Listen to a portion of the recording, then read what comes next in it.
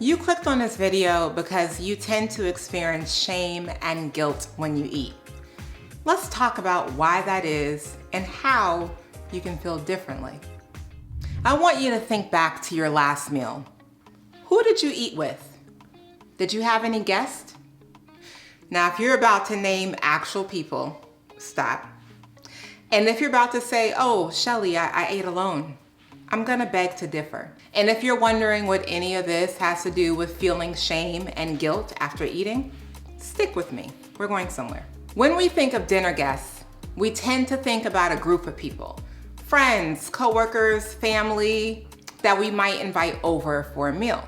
And we're generally particular and very intentional about who's on that list and who gets a seat at the table. But I'm not talking about actual physical dinner guests. I'm talking about another dinner guest that we're not as intentional about. So sometimes that dinner guest arrives unconscious. There are two dinner guests that I've seen show up commonly to eat with their hosts, and their names are shame and guilt. Have you met them? I definitely have.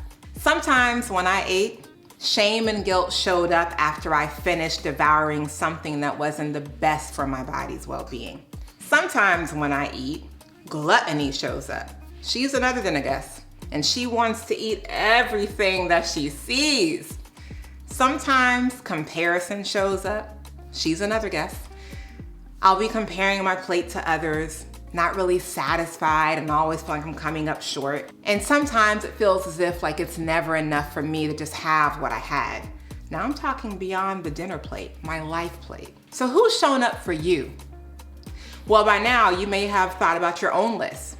And if your list is full of dinner guests that do not represent you nor your vitality or wellness, let's invite a new guest.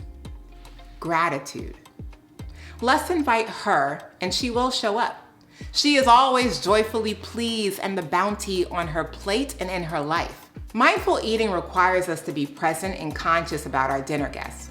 At each meal, we have an opportunity to invite dinner guests that are going to leave us feeling satiated and satisfied and nourished and filled and enriched and renewed and energized and whole. So how do you become mindful of your guests?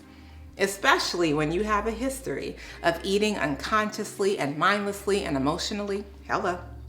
You invoke them through a mindfulness exercise, also known as prayer, also known as a mindful meal meditation. I am so grateful for you. Thank you so much for nourishing me, for going into my body and speaking to every single cell and organ and system and honoring my body with your vitality and your nutrition. I am so grateful that you grow from God's good green earth, and that coupled with my God-given creativity, I can turn you into something tasty that I enjoy. Thank you. Before each meal, you take the time to give thanks for your food, and you invite dinner guests like gratitude, satisfaction, wholeness, energy, nourishment, and joy, and you have them join you at the table. And when you bless your food by calling their names, you are practicing mindfulness. Now it's your turn. Being aware of your dinner guests now that you've watched this video, who would you invite to your table? Let us know in the comments.